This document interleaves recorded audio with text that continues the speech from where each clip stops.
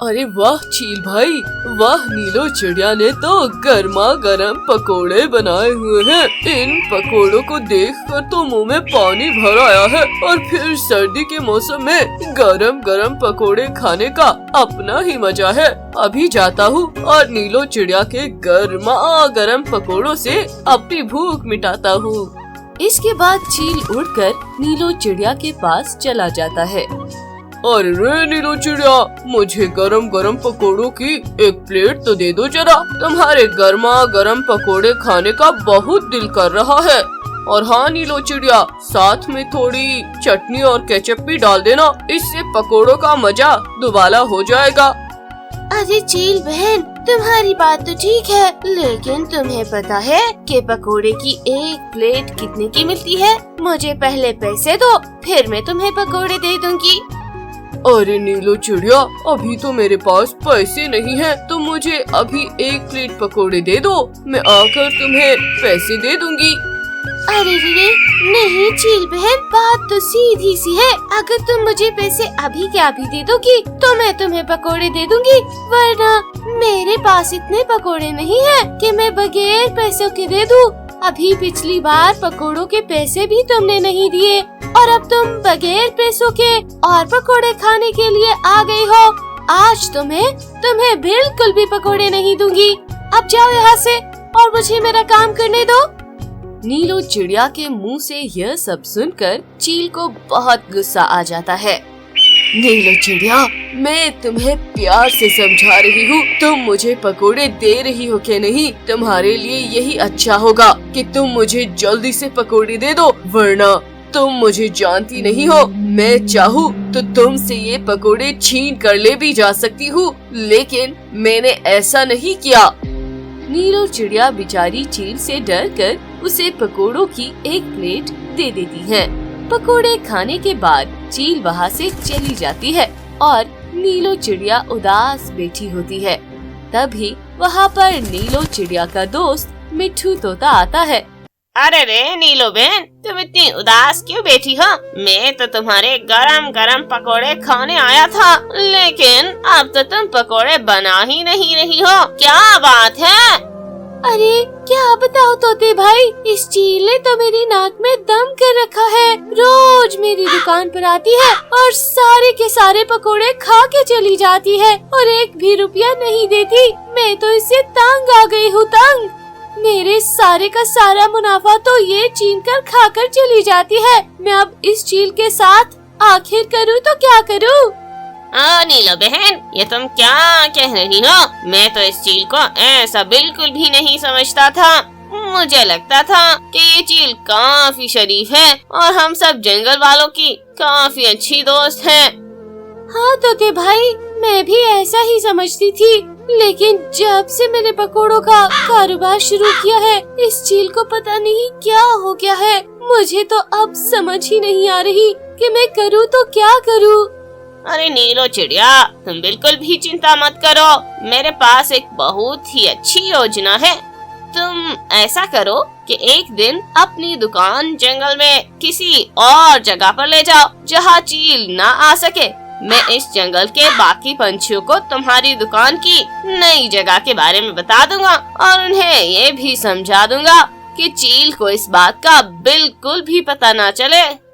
ठीक है तोते भाई, मैं ये भी करके देख लेती हूँ। अगले दिन नीलो चिड़िया एक और जगह पर जाकर अपनी दुकान खोल लेती है और जंगल के सभी पंछी नीलो चिड़िया से पकोड़े लेने आ जाते हैं।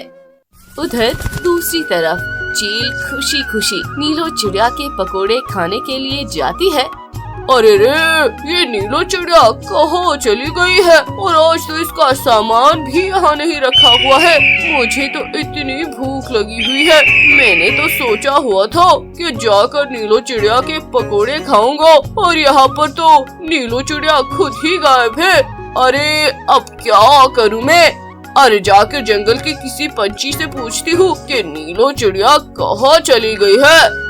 फिर चील जंगल के पंछियों के पास चली जाती है। अरे रे सुनो, तुमने वो पकोड़े पकाने वाली नीलो चिड़िया को कहीं देखा है? अरे जी अरे चील, क्या बात कर रही हो? मुझे भला क्या पता ये नीलो चिड़िया कहाँ गई है?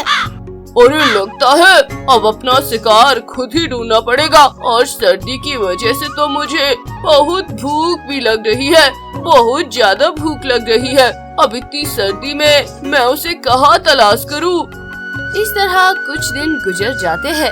अब नीलो चिड़िया भी खुश होती है और उसका कारोबार भी काफी अच्छा चल रहा होता है। एक दिन चील शिकार की तलाश में इधर उधर उड़ रही होती है। इधर उधर उड़ते हुए वह जंगल से बहुत दूर निकल जाती है। आगे जाकर उसकी नजर नीलो चिड़िया पर पड़ती है। फिर थोड़ा नीचे जाकर वह एक दरख्त पर बैठ जाती है। तभी वह देखती है कि नीलो चिड़िया पकोड़े बेच रही होती है।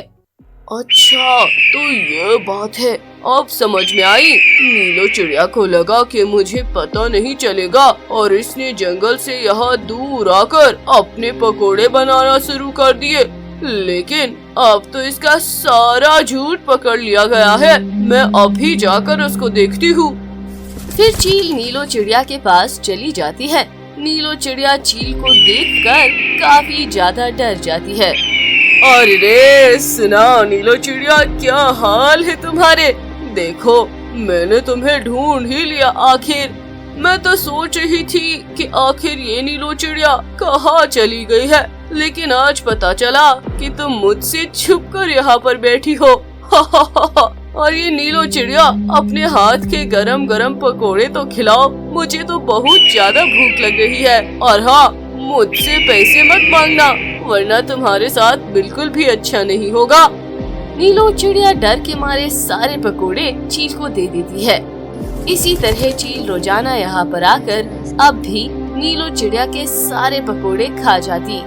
नीलो चिड़िया और उसका दोस्त मिट्ठू तोता काफी ज्यादा परेशान होते हैं कि अब क्या करे।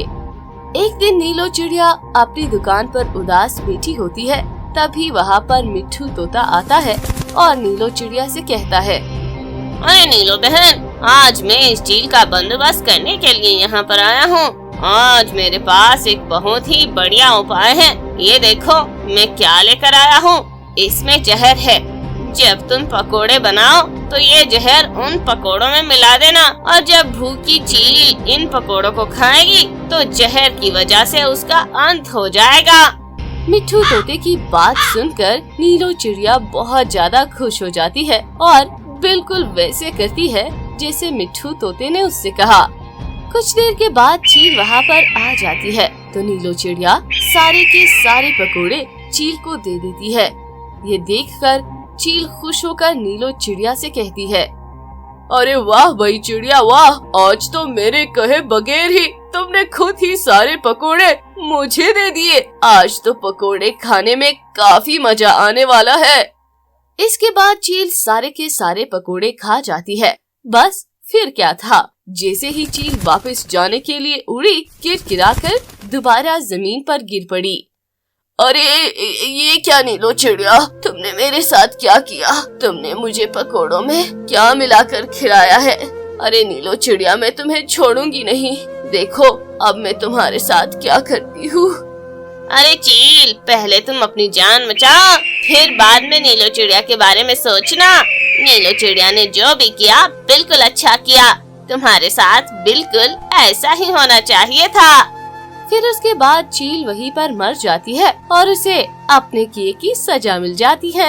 ये सब देखकर नीलो चिड़िया भी बहुत ज्यादा खुश हो जाती है, क्योंकि अब उसे चील से छुटकारा मिल जाता है। नीलो चिड़िया तोते का शुक्रिया अदा करती है और फिर खुशी खुशी रहने लग जाती है।